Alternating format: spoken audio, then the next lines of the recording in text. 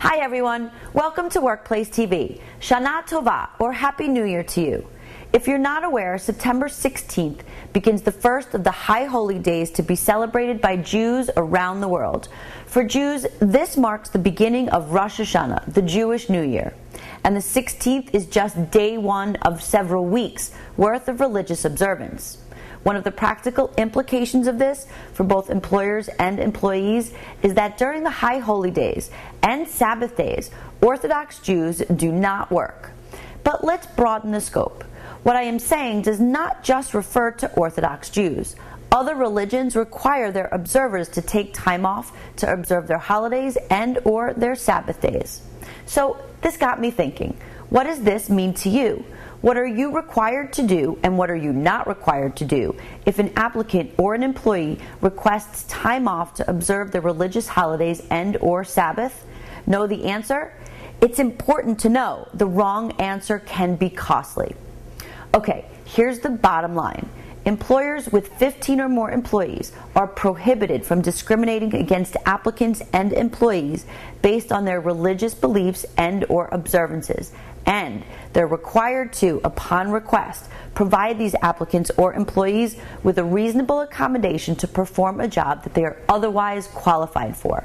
However, if the accommodation would result in an undue hardship on the business, the employer would not be required to provide it. How do you know if the accommodation requested by the employee is reasonable or an undue hardship? Great question. This means you're at least entertaining the idea. To answer this question, engage the employee in a dialogue.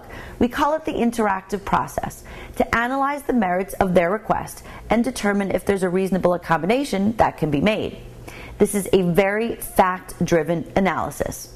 Here are some examples of what are typically considered reasonable accommodations. 1. Providing paid time off to employees, but requiring that they first exhaust any accrued vacation time. 2. Providing unpaid time. 3. Requiring employees to make up lost time, which is what my sister does for her employer.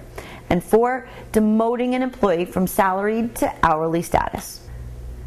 Now, on the other hand, it is generally not considered a reasonable accommodation if the employer would have to require other employees to work, or if it would violate a bona fide seniority system, or if it would cause an economic burden on the business.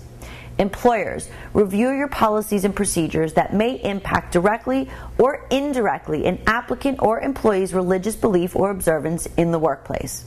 Don't assume that a neutral, consistently applied policy is legal. If you have a policy, for example, that says no hats, and this policy is for safety reasons, it's probably legal. But if that same policy is only because you don't think that your customers would like it, it is probably not quite legal. I'm Lisa Yankowitz, and that's what you need to know today.